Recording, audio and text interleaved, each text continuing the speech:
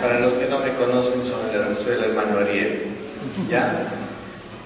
Justo dentro de este programa formativo en el que la parroquia está inmersa en el jubileo parroquial por los 50 años de la parroquia Cristo Salvador, uno de los puntos claves dentro de la formación de los laicos era la parte moral. Por eso la teología moral es básica y fundamental. Ustedes saben que todo católico cristiano tiene el deber de educar su conciencia, ¿no? De educar y de formar su propia conciencia. Y para esto vamos a analizar lo básico de la teología moral, que es prácticamente la moral fundamental. Dentro de la moral fundamental se habla de esto, de los actos humanos. Vamos a diferenciar, y a ustedes también se van a dar cuenta que se les aclara el panorama.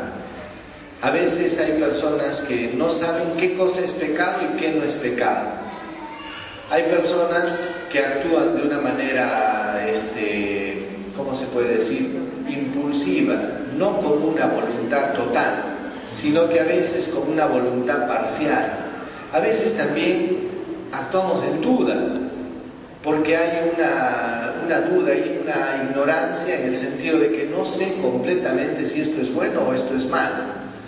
Bien, se nos van a aclarar bastantes panoramas en el tema de la moralidad, ¿ya?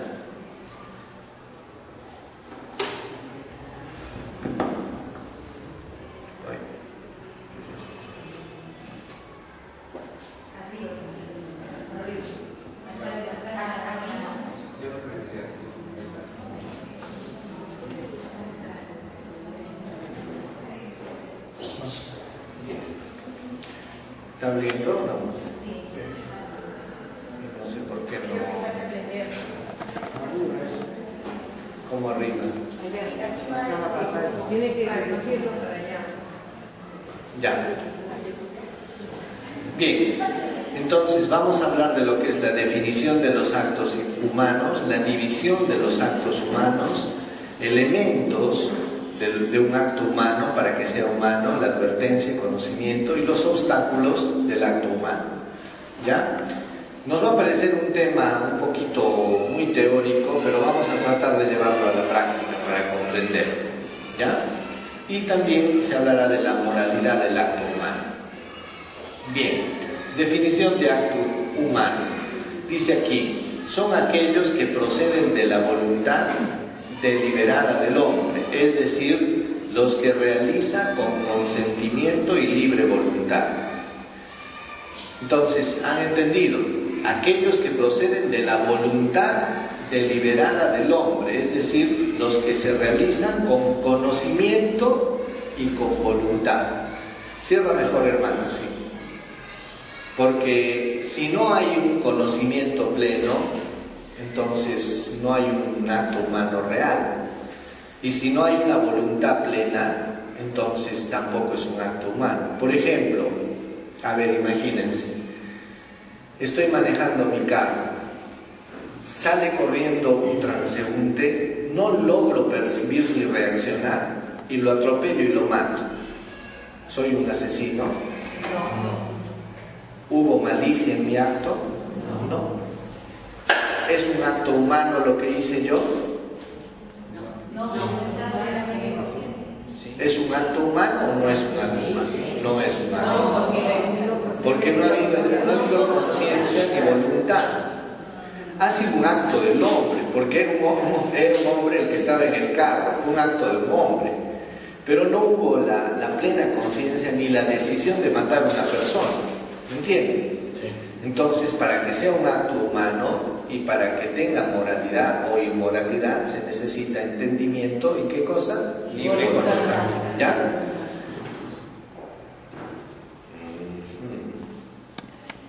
Actos naturales. Actos del hombre. Por ejemplo, hay actos naturales como comer, dormir, respirar,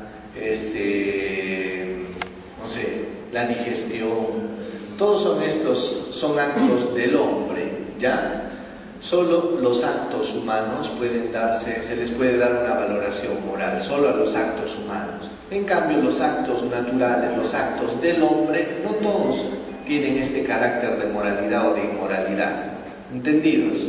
Entonces separamos acto humano y actos del hombre. ¿Ya? Acto humano y actos del hombre.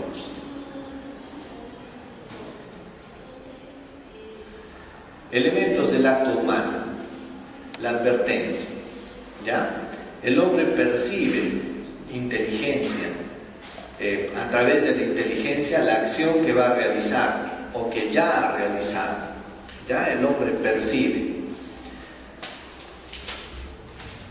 Puede ser plena o semiplena. Miren, puede ser plena o semiplena. Después vamos a explicar esto. Advertencia del acto en sí y de su moralidad. Consentimiento lleva al hombre a querer, ¿qué quiere decir? La voluntad. Ese acto previamente conocido, buscado con ello, buscando con ello un fin. Eso es el consentimiento. Puede ser perfecto o imperfecto también. Voluntario, indirecto. Uy, adiós, ya me fui.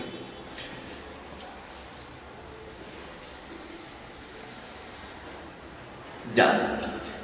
Entonces, a esto se le llama la advertencia. ¿Qué quiere decir? Que el hombre toma conciencia a través de la inteligencia, percibe la acción que va a realizar o que ya ha realizado y puede emitir un juicio moral. ¿Qué quiere decir? Esto es bueno o esto no es bueno, ¿no?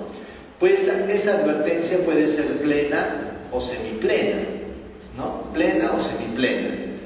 Advertencia del acto en sí y de su moralidad, ¿ya? Entonces, el hombre, hay momentos en que no tiene una conciencia plena. Por ejemplo, ¿qué sucede? Que nos sucede a veces, ¿no? Decimos, ¿para qué dije? Mejor lo hubiera hecho. Entonces, ¿qué pasa? Hay una conciencia. No es que nosotros no sabemos que esto es bueno, que esto es malo, sino que como a veces estamos distraídos o como a veces nos manejamos por impulsos y no somos muy reflexivos, entonces, ¿qué pasa? Metemos la pata. Metemos la pata porque no sepamos, sino porque a veces nuestra impulsividad nos lleva a tomar actos y decisiones que son inadecuadas. Entonces, a esta conciencia semiplena, podemos decir, que no es una advertencia completa. Entonces, pero ustedes se dan cuenta que esto le baja un poquito a la culpabilidad, ¿no? Al acto. Por ejemplo, no es lo mismo una persona que de repente se le escapó una mentirita y lo advirtió y dice, ¿para qué dije? A otro que deliberadamente, con conciencia y con voluntad, inventa algo. Hay una diferencia, ¿verdad? Lógico. Entonces, no es que el otro no tenga conciencia, pero tiene una conciencia semiplena. Porque muchos de nosotros nos hemos acostumbrado, ¿saben a qué? A vivir con piloto automático. De verdad. Y después vamos a profundizar en esta realidad. En el campo de la, ¿cómo se llama?, de la psicología, en el campo incluso de la empresa, hablan de tipos de personalidad reactiva y la gente proactiva. No sé si han escuchado esto, ¿no? Y para que una persona alcance el perfil para ser un buen empleado, un buen gerente, se necesita que sea una persona proactiva y no reactiva. A los arequipeños se les conoce porque se levantan con la nevada, dicen, ¿no? ¿Han escuchado esto? Que cuando sale así medio nubladito en Arequipa, ya es la nevada. Y la nevada es que parece que la cuestión electrostática en el ambiente hace que los arequipeños sean un poquito medio neuróticos, solo cuando sale la nevada, ¿no? Entonces la gente dice, está con la nevada. ¿Qué quiere decir? que mejor no te cruces, ya, porque es una persona que va a reaccionar mal. Bueno, el consentimiento lleva al hombre a querer, dice la voluntad, ese acto previamente conocido y buscando con ello un fin. Tiene que haber consentimiento, ¿ah? Tiene que haber consentimiento. Por ejemplo, una persona que tiene un sueño malo en la noche, ¿hay consentimiento o no hay consentimiento? No. ¿Es pecado o no es pecado? No. Depende. Puede haber un cierto grado de culpabilidad si él durante el día alimentó malos pensamientos conscientemente o vio imágenes negativas. Lógico, lo hizo conscientemente y el inconsciente está tan lleno de todas esas cosas que a veces puede generar. Ahí hay una, ¿cómo se puede decir? Responsabilidad indirecta, ¿ya? Así como una persona, por ejemplo, que trata de llevar una vida honesta, pura, limpia y todo, y aparecen estas cosas, eso es producto del inconsciente. Uno no tiene por qué sentirse culpable. Y ustedes se van a dar cuenta que una persona que vive en el Señor y trata de ser honesto, hasta en el sueño existe la censura, ¿no? Que una persona tiene la capacidad hasta en el sueño de decir no. ¿No les ha pasado? Sí. No, sí, existe la capacidad de censura hasta en el sueño. Pero cuando uno ha perdido el control, entonces, de su vida y de sus decisiones y de su opción por Cristo, entonces llega un momento en que hasta ni en el sueño podemos tener la censura porque estamos prácticamente fuera de control, ¿ya? Entonces el consentimiento puede ser perfecto o imperfecto, voluntario, indirecto. Bien. Ay, Jesús. Acto voluntario indirecto. Vamos a ver. Se da cuando se realiza una acción, además del efecto que se persigue. Existe otro efecto adicional que se tolera. A ver, imagínense. Vamos a poner un ejemplo, ¿vean? El doctor va a tener que hacer una operación de... ¿Cómo se llama esta operación que se hacen a las mujeres? De histerotomía. ¿Cuál era la finalidad que tenía el doctor y la familia y la persona que aceptó la operación? Era de repente prevenir un cáncer. ¿Cuál fue el fin? Prevenir un cáncer. No fue generar la esterilidad de la persona para que no tenga hijos. Hubo una consecuencia secundaria, pero el fin primario que se persiguió, ¿cuál fue? Evitar el cáncer. Fue el curar a la persona. Entonces fue un fin bueno, solo que como consecuencia indirecta pasó esto. ¿Ven? Pasó esta cosa que de todas maneras no es deseable, pero hay una consecuencia ahí en el acto. Entonces, muchas veces puede pasar en nuestra vida eso, ¿no? Puede pasar que uno, por tomar una decisión buena, a veces también trae una consecuencia que no nos gusta tanto, ¿ya?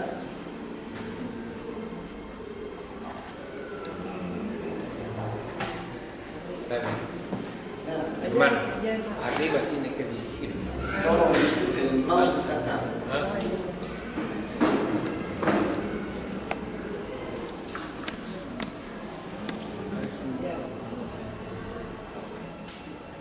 A ver, vamos a aclarar acá. Dice así.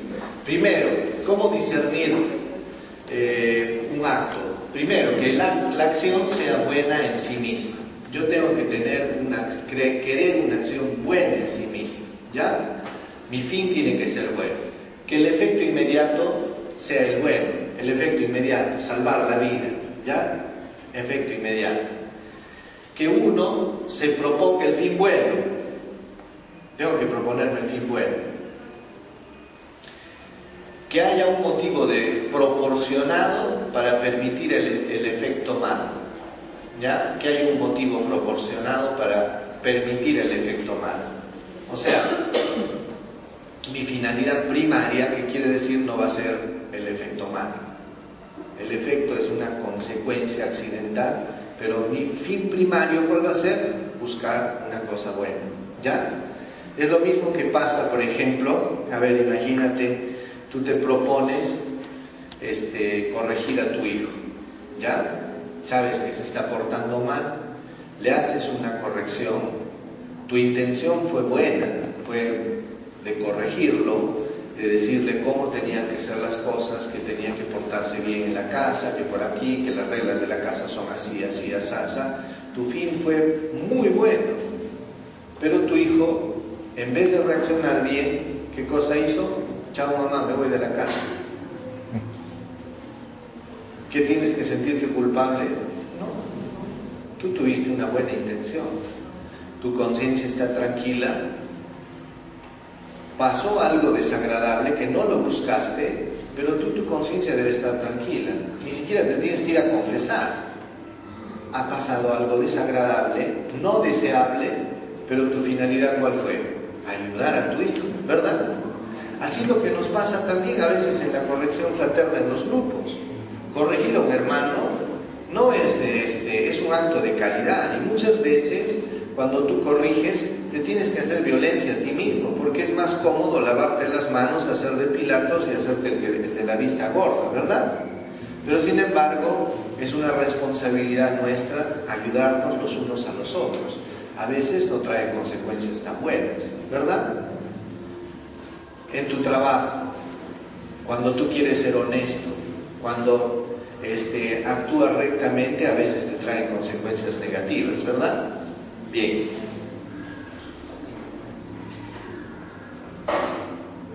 Creo que esto no funciona.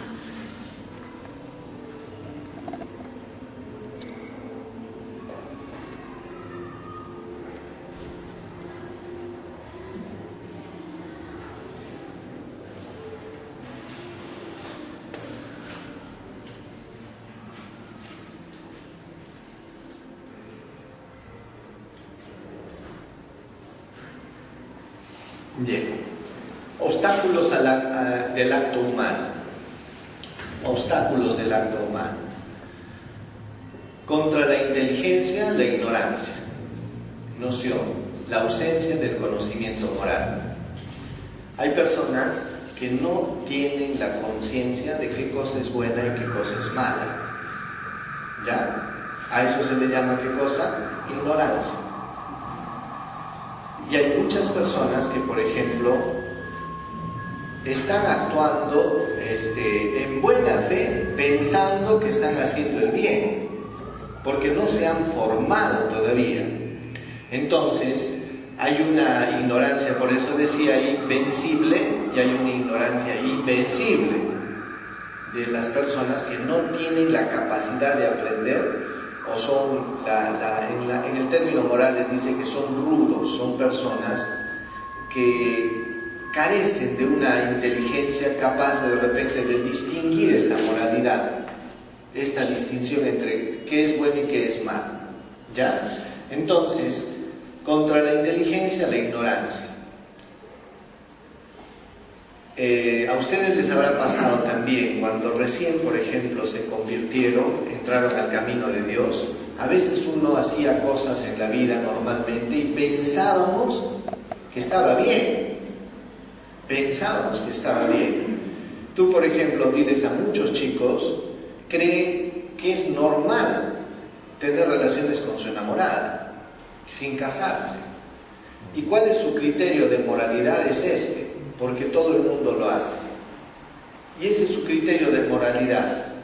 Todo el mundo lo hace, es normal, por lo tanto, es bueno.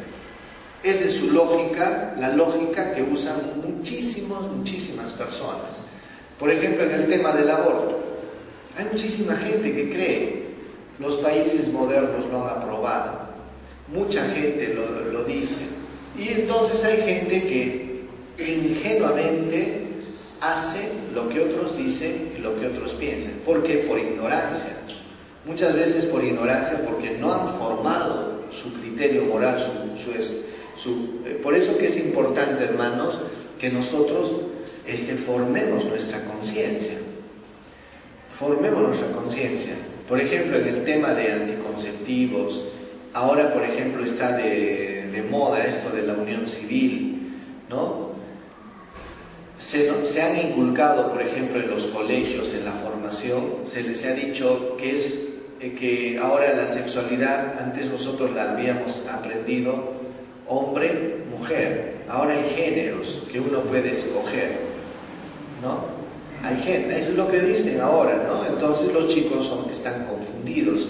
Ustedes no tanto, porque nosotros hemos crecido en una mentalidad diferente, pero sin embargo muchos de sus niños de repente no se extrañen de que les hagan con sorpresas, y a veces teniendo una familia buena. ¿Por qué? Porque han venido influenciados por toda una cultura del relativismo, donde que tú puedes escoger lo que eres. Naciste machito, pero de repente escogiste otra cosa. Espero que no escojas el cucaracha, ¿no? Espero nomás. Bueno, los principios. La ignorancia vencible es siempre culpable. Miren, ignorancia vencible es siempre culpable.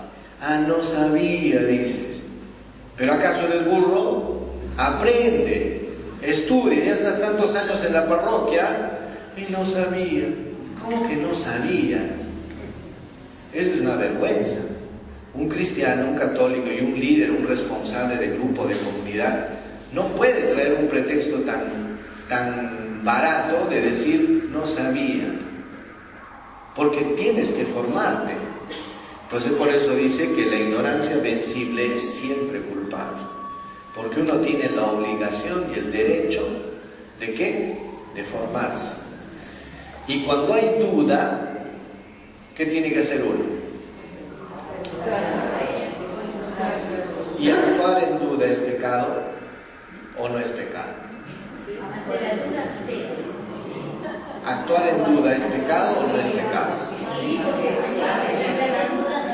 A ver, digamos, yo creo que si no me cayó el miércoles de ceniza, la ceniza en la frente es pecado mortal. Yo pienso pues, ¿ya? Y sin embargo, ¿saben qué pasó? Que fui el miércoles de ceniza y estuve orando, ahí me distraje y no recibí la ceniza. ¿Cometí pecado mortal? Sí, porque actuaba en duda. Todas las veces que actúas en duda, no es ético ni es moral, aunque tu duda sea tonta, ¿ya? Hay gente que, por ejemplo, dice, ¿qué será hoy es 1 de mayo, es fiesta de guardar? De repente pensaba, ¿no? O estaba en duda, y ese día no fue a misa, estando en duda.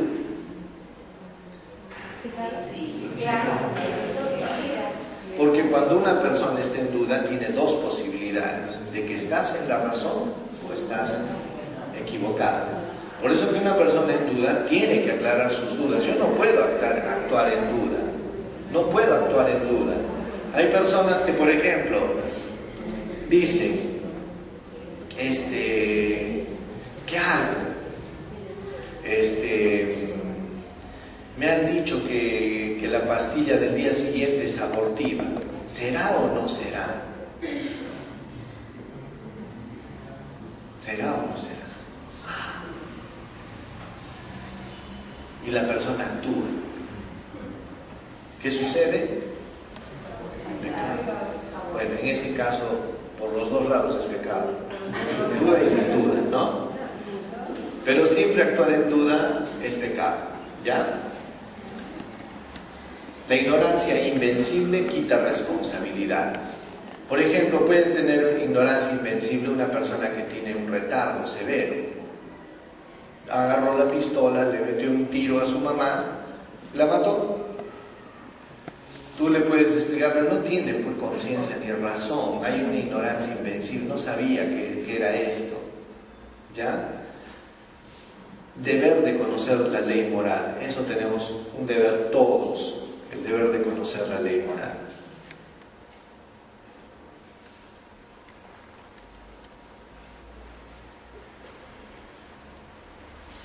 ¿ya? Obstáculos del acto humano contra la voluntad: miedo, vacilación del ánimo ante algo malo. A veces hay personas que por miedo acceden a hacer alguna cosa mala, ¿ya? Estos son obstáculos que se presentan ante el acto humano. Muchas veces el miedo condiciona a las personas a tomar decisiones inadecuadas, ¿ya? Este es un condicionante que puede de alguna manera ser un obstáculo. Por eso, por ejemplo, imagínate, vamos a ver, en un matrimonio, para que un matrimonio sea nulo, o sea, bueno, para que el consentimiento sea válido, se necesita que la persona tenga conciencia, tenga libertad. Porque si no tiene conciencia y no tiene libertad, entonces ese consentimiento, ese matrimonio va a ser nulo, aunque lo case el Papa, no va a valer. ¿Saben por qué? Imagínense que el novio le dice a la novia: si no te casas conmigo me suicido, ¿ya? O si no te casas conmigo te mato, con chantaje. Entonces, si se dan cuenta, ahí hay coacción, amenaza y temor. Entonces, ¿qué sucede? Que esta persona no está libre para tomar una decisión, y el acto que va a realizar no es un acto humano. ¿Por qué? Porque carece de libertad, porque está condicionado. ¿Por qué? Por el miedo, ¿ya? ¿Cuántas veces extorsionadores han obligado a personas a hacer cosas que estaban mal? Entonces, cuando hay este tipo de coacción, amenaza, o hay un miedo profundo en la persona, se aminora la culpabilidad de la persona, pues, ¿no? Disminuye el grado de culpabilidad de la persona. Por eso que un matrimonio, cuando ha habido esto, es nulo. Es nulo. No es que la iglesia anule un matrimonio, no anula ningún matrimonio, nadie puede anular un matrimonio. Pero si esta persona se casó en unas condiciones así, entonces, ¿qué quiere decir? Que no es válido. O es que, por ejemplo, le dijo la pobre chiquilla adolescente de 14 años, salió embarazada, y viene la mamá y le dice: ah, te casas, porque si no te mato, te boto de la casa. O viene el papá con un diablo y la hace casar a la pobre chiquita. ¿Qué dice? ¿Fue un acto humano?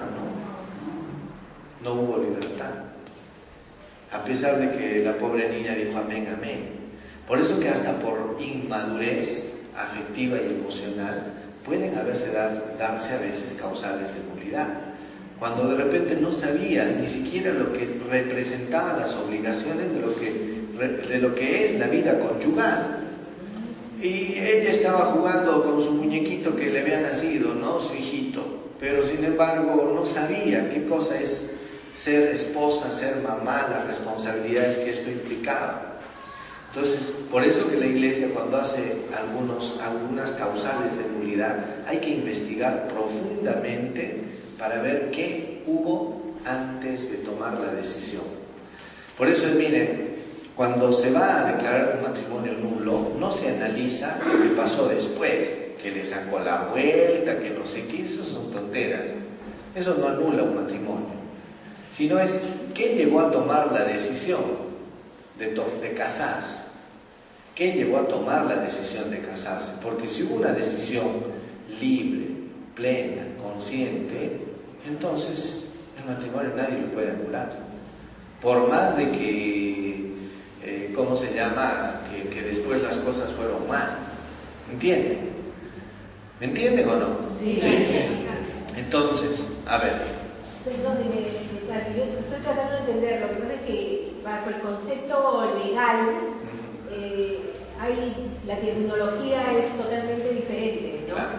Lo que estoy tratando de entender es, el matrimonio en sí es anulable, es nulo, porque lo que va a anular es, o sea, porque es antes, lo que ocurrió antes de que el Señor, se consagre el matrimonio. Porque todo lo que hubiera venido después sería anulable, pero no existe, eso no existe en la religión, ¿no es cierto?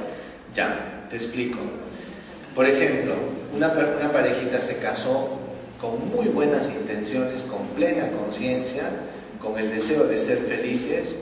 Pasados unos años, a este hombre se le mueve la cabeza, se le calienta la cabeza y dicen, ah, ya no te quiero, ahora me voy para otro lado. No se puede anular ese matrimonio, ¿ya? Porque la iglesia no tiene la potestad de anular ningún matrimonio. El matrimonio es indisoluble, no existe divorcio, ya no existe. Entonces, lo que sí tiene la iglesia la potestad es de analizar el caso para ver si no cumplió con las condiciones básicas para hacer un matrimonio legítimo, tales como, por ejemplo, una persona que ya está casada, que ya está casada, una persona que es incapaz mentalmente de darse cuenta de lo que está haciendo, ¿no? Por ejemplo, una persona con un retardo severo no puede casarse. Hay veces que también hay condicionamientos, por ejemplo, cuando una persona se casó con mentiras. Se casó y nunca le dijo a la otra, a su esposa, que de repente tenía otra mujer por allá y que tenía hijos, y no le dijo.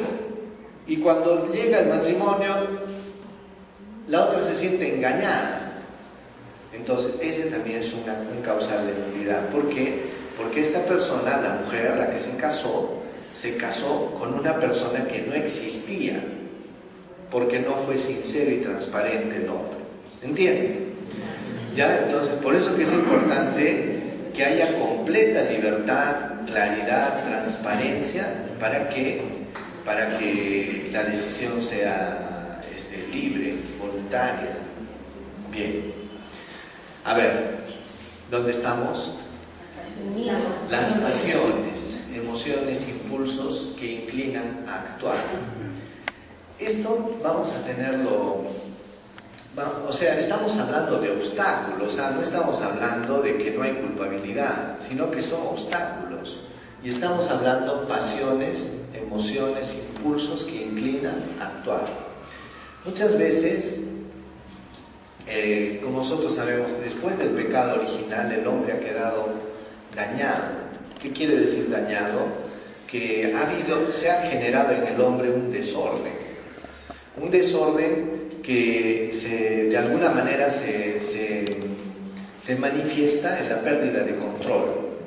Entonces te puedes encontrar con un hombre que es incapaz de controlar su impulso sexual y puede hacer barbaridades porque es incapaz de controlar. No quiere decir que no tenga conciencia, pero que sin embargo es un obstáculo también al acto humano, ¿no? Hay gente que, por ejemplo, no sabe manejar el tema de la ira, ¿verdad? Y a veces en el momento de la ira se nublan de tal manera que cuando reaccionan dicen, ¿para qué hice? ¿Qué hice? ¿Por qué dije? Hay gente que es capaz de chocar el carro y perseguir al otro y chocarlo y después de que hiciste, reaccionas. Ira fuera de control, ¿verdad? Se da, ¿no? ¿Cuántas veces habrás estrellado un plato en la pared o habrás tirado alguna cosa, ¿verdad? O te has jalado los pelos de repente. Después que te sacaste tu mechón, te arrepentiste. Bueno, entonces, emociones, impulsos que inclinan a actuar. Pero ¿sabe? Yo diría que siempre hay responsabilidad. Un día viene un chico pues a confesarse, pero ya era un sinvergüenza. ¿Saben qué me dice? Y todavía estaba en el camino de Dios. No estoy hablando de acaso un nuevecito, no conozco. Sí conozco, pero no conozco mucho. Bueno, viene el chico y me dice, padre, el diablo me ha hecho pecar. Ah, le digo, entonces sal, que pase el diablo, le dije.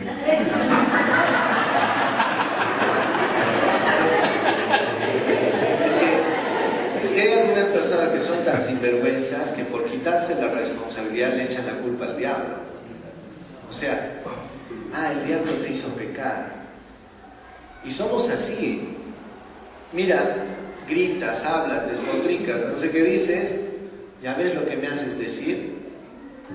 ¿No has escuchado esa frasecita? Ya ves lo que me haces decir. Mira lo que me has hecho hacer. Ella es la culpable, no tú, claro, pobrecito. Entonces, en ese sentido, yo creo que tendríamos que aprender a ser más conscientes, más responsables de lo que somos y de lo que hacemos. Porque saben que es fácil buscar culpables y echarle la culpa a los demás, cuando en realidad somos responsables. Pero como les decía, muchas veces nosotros vivimos con piloto automático. Yo me he dado cuenta, no me atrevería a decir porcentajes, pero yo estoy seguro que, yo creo, no sé si habrán hecho algún estudio, de repente en este campo de las personas reactivas y las proactivas, pero yo calculo que será un 95% de la población que es reactiva y un 5% nomás de la población que son proactivos. ¿Qué quiere decir proactivos? Gente despierta, que toma decisiones y que es responsable de sus decisiones. Gente que crea ambiente donde va y no que es influenciada por el ambiente, sino que donde va crea su propio ambiente, su luz propia. Entonces es importantísimo eso, pero yo no me quedo en el término de proactivo y reactivo, sino que quiero ir más allá. Me doy cuenta que hay gente que ha perdido el control. Entonces, por ejemplo, a veces vienen a confesar y me dicen: padre, no me controlo cuando reniego, cuando grito. Cuando estoy con mi enamorada tampoco me controlo, me siento mal, padre. Y le digo: ¿y quién controla tu vida? ¿No te has dado cuenta que tú estás atrás mirando lo que pasa y al final no eres el que tomas la decisión, sino que son tus impulsos los que están controlando tu vida? Ah, sí, padre, no lo había visto así. Y es verdad, tú estás atrás mirando, como que te han puesto en el asiento de atrás del carro, y el que está llevando tu vida ni siquiera sabe que ni siquiera es otra persona. Sería terrible que te la lleve otra persona a tu vida, ya pues serías un mamarracho, ¿no? Pero esos son los impulsos, porque pareciera que nosotros respondemos a programación, una programación fallada que hemos recibido, y como somos ociosos y flojos, nos gusta vivir de impulsos. Reaccionamos frente a impulsos, nada más, frente a estímulos, reaccionamos. Y por eso que sentimos que no tenemos el control, porque tu vida no la estás manejando. Yo por eso le aconsejo a las personas que han perdido la capacidad, porque se han acostumbrado a ser personas reactivas, a ser personas impulsivas continuamente, yo lo que les aconsejo es que aprendan a tomar pequeñas decisiones, porque sí podemos tomar decisiones, o no podemos tomar decisiones. ¿Quién te trajo de las orejas acá? Nadie. ¿Quién te trae a la misa? ¿Te traen obligado? No, está bien que sea un niño de 5 años, 10 años, bueno. ¿Quién te trae cuando tú te vas a confesar? Nadie, tú lo decides. Sí podemos decidir, entonces, podemos, pero no estamos acostumbrados, pues. No estamos acostumbrados. ¿Acaso no puedes salir de acá y tomar la decisión de ser amorosa con tu esposo?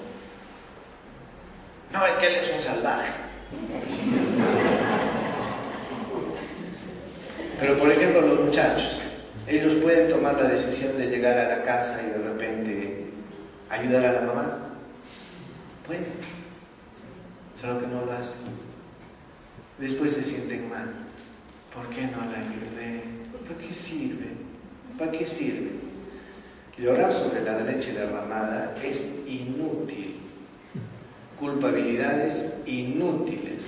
¿De qué te sirve? Si hubiera hecho, si no hubiera hecho, si no me hubiera pasado, si me hubiera pasado. Es navegar en el mar de las posibilidades y sobre todo localizarte en el pasado, en lo que no hiciste, en lo que debías haber hecho. Es inútil completamente, pero hay gente que vive localizada ahí. se ha quedado sentada ahí. Si no me hubiera casado con este. Si le hubiera dicho sí a mi ex, al que lo conocí cuando tenía 15 años. Oye, ya tienes 3 hijos, ya estás vieja, ya.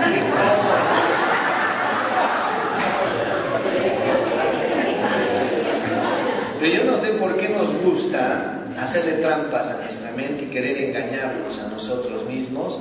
Y si hubiera, y si no hubiera, y así nos gusta perder tiempo.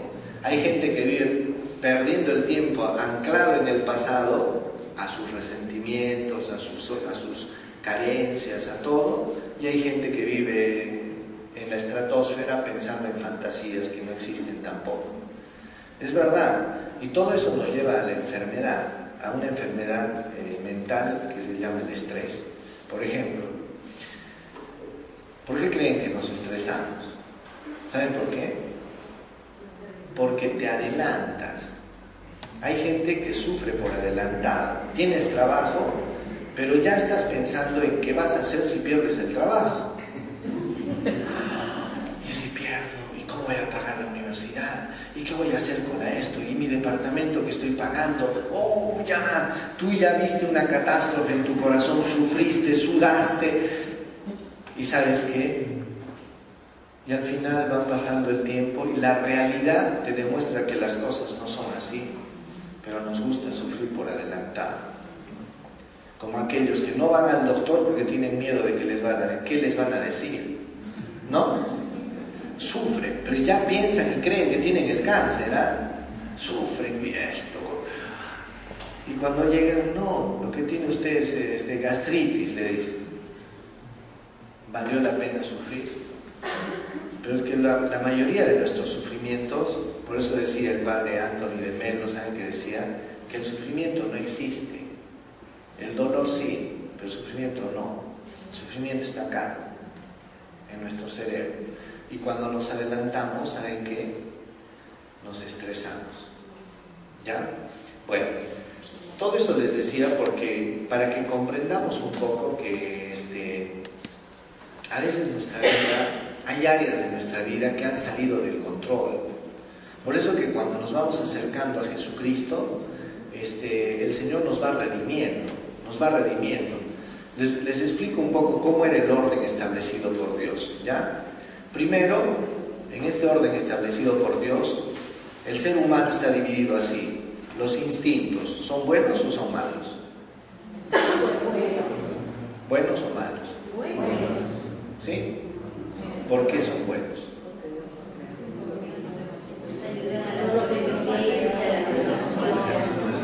Si no hubiera instintos, los instintos han sido puestos por Dios para la salvaguardia de la especie.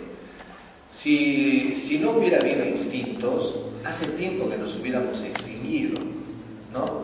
Por ejemplo, el instinto de supervivencia es un instinto puesto por Dios.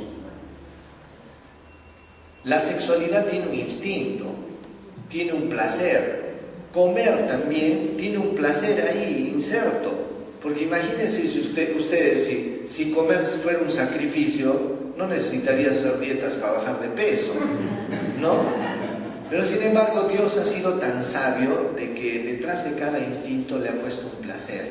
¿Para qué? Para salvar la especie. Pero ¿qué pasó con el pecado? El pecado creó un desorden. Al principio los instintos estaban sometidos a la voluntad. La voluntad estaba sometida al entendimiento y el entendimiento tendía a Dios. Ese era un orden, ¿ya?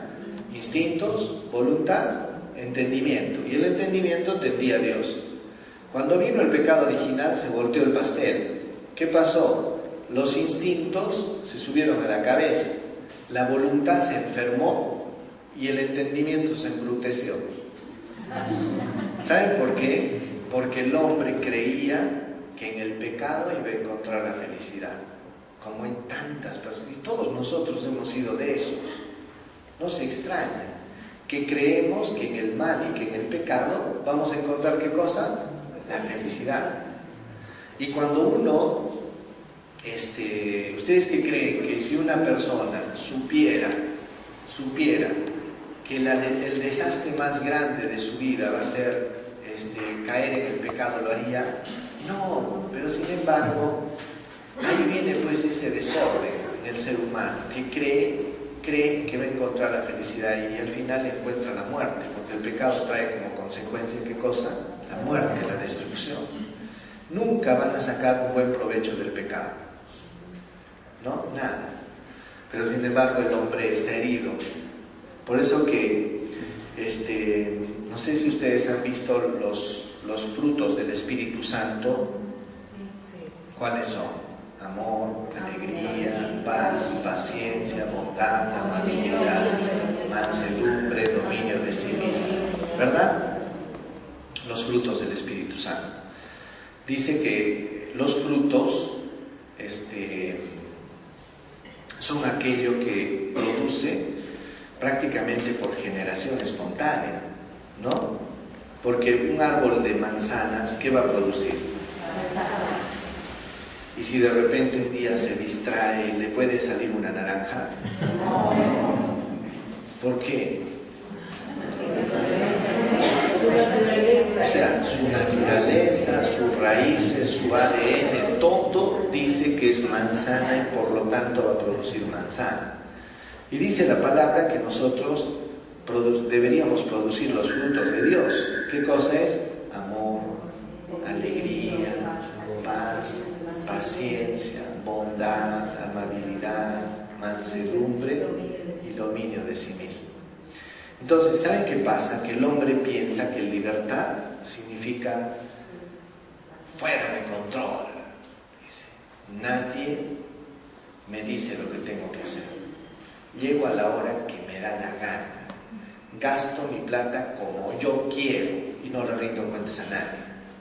¿Eso es libertad? ¿Qué es eso? Eso es todo lo contrario a la libertad. ¿Saben qué cosa es eso? Desenfreno. Y desenfreno es haber perdido la capacidad de control. Si tú ves que está pasando una combi con los frenos vaciados, tú no vas a decir, ahí una combi libre, está pasando. Y estoy seguro que tú no te subirías ahí, tú no te subirías. ¿Sabes por qué? Porque esa combi ha perdido el control. Pero a veces creemos nosotros que la libertad es eso, es desenfreno y pérdida de control. Muchos chicos lo piensan y lo aspiran, como que hay que vivir de emociones. Entonces, la libertad es todo lo contrario a eso. ¿Saben por qué? Porque la libertad es esto, control. No que te controle, que yo me controle. Porque una persona que, por ejemplo, maneja su carácter, entonces quiere decir que esa persona es libre, ¿verdad? Pero si tu carácter te maneja a ti, entonces tú no eres libre. Porque hablas y después piensas, entonces estás viviendo al revés. Lógico, estás viviendo al revés. Una persona que vive cautiva a sus resentimientos y pasan años de años y es incapaz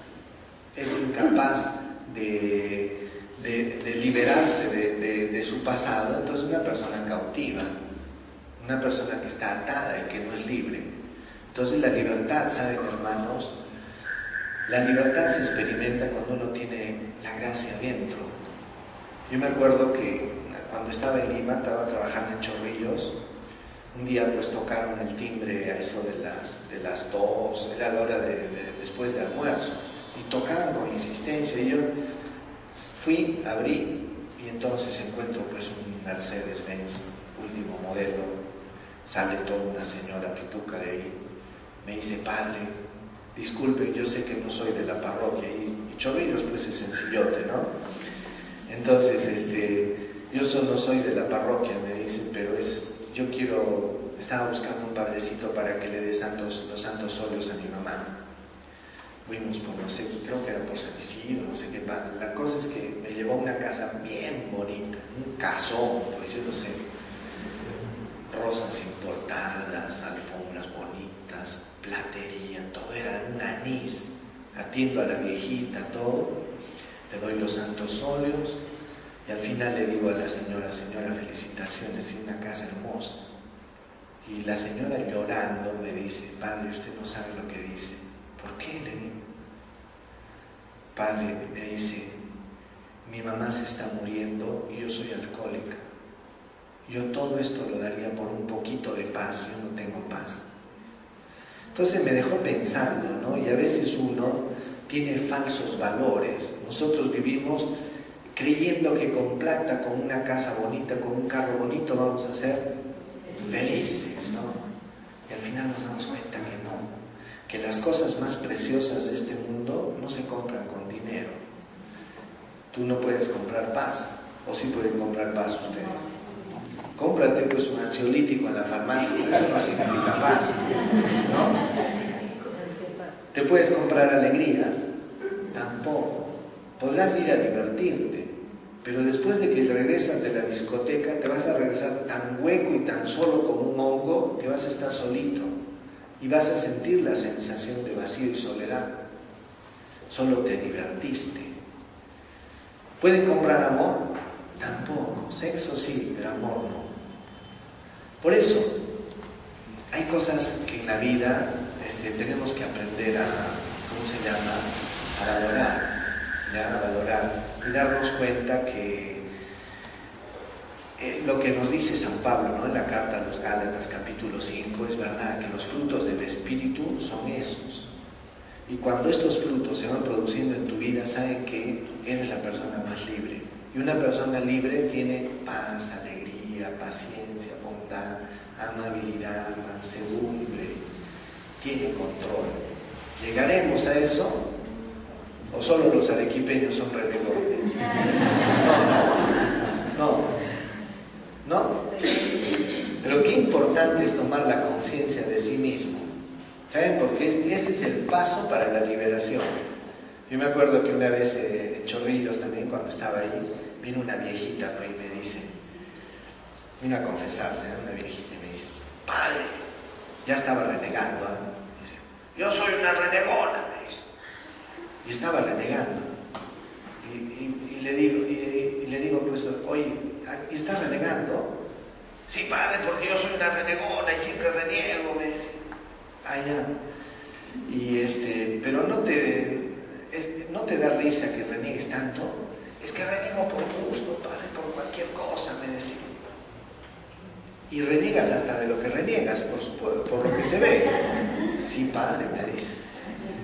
Mira, le digo, ¿sabes qué? Lo que pasa es que tú no has tomado conciencia de la payasada que estás haciendo. Porque reniegas hasta de lo que reniegas, y es el colmo de la renegada. Y le digo, mira, vas a hacer una cosa muy sana es aprender a reírse de sí mismo. Aprender a reírte de ti mismo significa aceptación, y la aceptación es el inicio del cambio. Cuando estés renegando, trata de mirarte desde arriba y mirarte como la tontera que estás haciendo, porque renegaba por sonceras, porque pusieron el pan acá, porque no fue, por tonteras, y se malograba todo el día así. Y viene pues a la semana siguiente y me dice, padre, funcionó. ¿Qué? Estaba renegando y me acordé de usted y me puse a reír. Y entonces, pero digo, tomar conciencia de tu pequeñez, de tu pobreza, de tu pecado, de tu fragilidad, es el inicio para comenzar a cambiar, ¿ya? Como les decía ahí, violencia, impulso exterior para actuar sin quererlo. ¿Se dan cuenta? Sin quererlo. Por eso que es un obstáculo para el acto humano. ¿Hasta qué punto? Pareciera que son víctimas tanto al que tú violentaste como tú mismo, que estás hasta las patas, que te sientes pésimo por lo que hiciste. ¿Te has dado cuenta? Pero en el fondo, ¿qué cosa es? Hábitos y costumbres por repetición de actos. Como les dije, nos han metido una mala programación en el cerebro. ¿Y saben quién nos ha metido esa programación? Primero el pecado, ¿no? Después también la herencia cultural que estamos recibiendo. ¿Saben qué sucede? Que a nosotros nos han dicho que lo más importante... nosotros nos han dicho, nos han hecho creer que lo más importante en este mundo es tener la razón. ¿No? ¿Cuántas veces te has peleado por tener la razón? A ver. ¿No? Crees que lo importante y lo más importante es tener la razón. Otra vez. Tiene razón. Tiene la razón. Entonces, y somos así, ¿no? Nos ponemos tercos y en vez de pelear por tener la razón, una de las cosas que deberíamos hacer es buscar ser razonable. ¿Qué quiere decir? La capacidad de poder escuchar las razones del otro y no de imponer mi razón. Pero somos tan tercos que peleamos por tener la razón. Y después de que tuviste la razón, ¿qué pasó? Todos en la casa con su cara larga y tú con tu galardón de la razón. Tenía la razón. ¿Y de qué te sirvió? Tu esposa con su caraza, tus hijos que te tienen miedo pero no te respetan. Con toda la razón. No basta con tener la razón. Hay que tener caridad y hay que tener tino y hay que ser razonable. Entonces, pero así como esas, tenemos muchas en tantos campos y en tantas áreas de nuestra vida. Por eso que la conversión, ¿saben qué significa? Que nos han cambio de mentalidad. El Señor, el Espíritu de Dios cambia tu mentalidad de tal manera que la vieja programación que te metió el mundo, la cultura, tu sociedad, tu abuelita, tu mamá, todo lo que tú recibiste como herencia cultural, que pensabas que era lo que tenía que regir tu vida, va a cambiar. ¿A partir de qué? Del Evangelio. ¿Qué cosa nos dijo Jesús? El que quiera ser el primero, es ser el último. ¿Verdad? Lo saben, pero no se lo creen. Claro. No lo creemos. El que quiera ser el primero, servidor de los demás. Lo saben.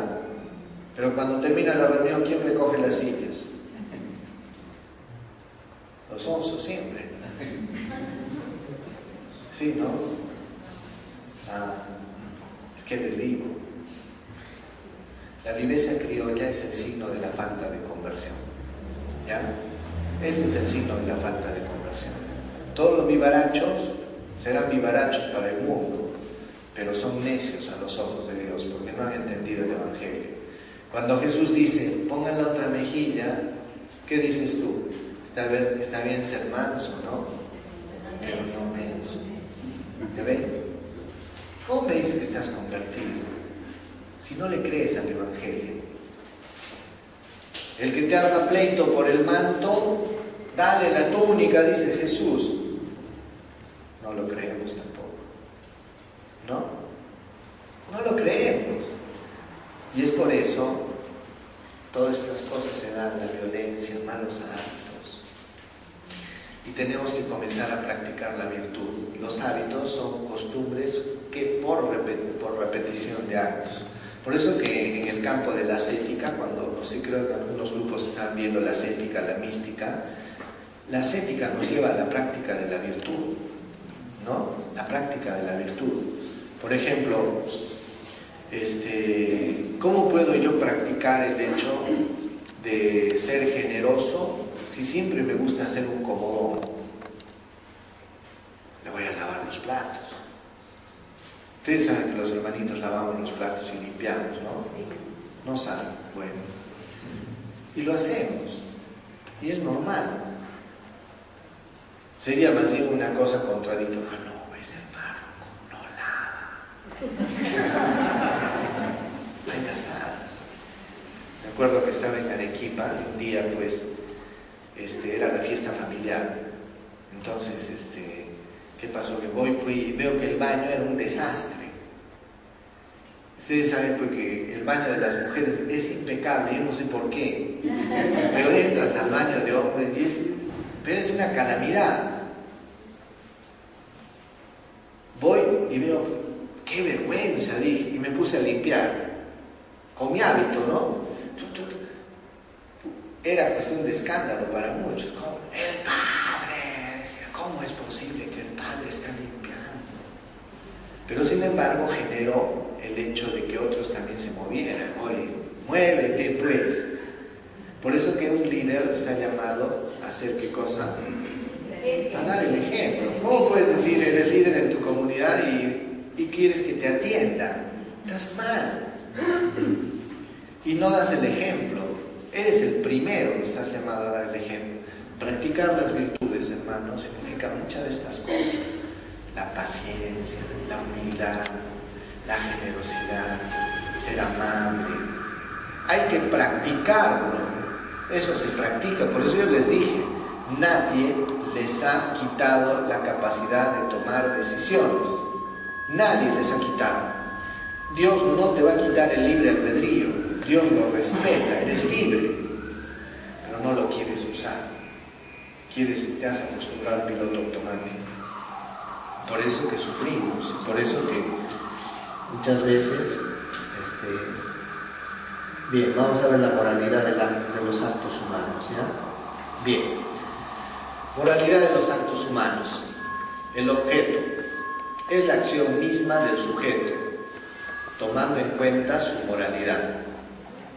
El objeto del acto humano, o sea, dice, es la acción misma del sujeto, tomando en cuenta su moralidad. Las circunstancias, modificaciones que afectan el acto humano. La finalidad es la intención para realizar un acto. Para que una acción sea buena, es necesario que lo sean sus tres elementos. Que el objeto sea bueno, que las circunstancias sean buenas y la finalidad sea buena. Por eso que hay este dicho que dice que el fin no justifica los medios. ¿Ya? No es ético, no es moral. Por ejemplo, imagínense que yo quiero repartir dinero a los pobres. Es un fin bueno, ¿verdad? ¿Sí o no? Pero para lograr mi fin, ¿yo puedo asaltar un banco? ¿No? ¿Puedo o no? Sí puede, pero no debe. No debe. ¿Y por qué? Porque, fíjense ustedes, el objeto tiene que ser bueno, las circunstancias son lo que más o menos modifican el acto humano, y la finalidad también tiene que ser bueno, si no, ese acto no es bueno. ¿Ya? Entonces no me vengan que le voy a inventar una mentirita a mi hijo para que entienda. ¿Tu objeto cuál es? Tu finalidad es darle un consejo a tu hijo, ¿verdad? Y que entienda. Pero estás usando un medio malo, la mentira. Por eso que todavía le pides a Dios, le voy a decir a Dios para que me ayude. ¿A qué te va a ayudar? Estás perdiendo tiempo. Te va a ayudar a respaldar tu mentira. Pero hay personas que lo hacen, ¿no? Le cuentan mentiras, inventan historias para que sus hijos aprendan. Yo estoy seguro de una cosa. Si tú fueras más atento y más despierto en tu propia vida, tendrías historias para contar sin medida, pero tienes que inventarte historias que no existen. ¿Por qué? Porque en realidad, hermano, no estamos viviendo despiertos. Bien, vamos más adelantito. A ver. Ya no más. Ahí se acabó. ¿Ya? Entonces, ay, la Virgencita salió, qué bonita. Bien, vamos a quedarnos aquí porque ya se ha pasado la hora. Entonces, el tema de moral, por ejemplo, yo quiero decirles una cosa. Un buen material para ver todo lo que son actos humanos, la moral, lo que piensa la Iglesia. En el Nuevo Catecismo van a encontrar mucho material bueno para compartir en sus grupos, ¿no? También en internet hay muy buenos recursos que pueden encontrar para ayudar. Y tenemos que ir formándonos, pues, hermanos, formándonos, porque a veces cometemos errores. ¿Saben por qué? Porque actuamos con conciencia recta, pero no siempre con conciencia cierta. Recta sí, porque no somos deshonestos, pero como nuestra conciencia a veces no está formada, entonces no es una conciencia cierta. Necesitamos actuar con conciencia recta, pero también cierta. ¿Qué quiere decir? Que iluminada por la palabra, iluminada por el magisterio de la Iglesia, entonces yo tengo la certeza de que lo que estoy haciendo y estoy decidiendo es lo correcto. ¿Bien? Entonces, hasta la vista. Les doy la bendición. ¿Ya?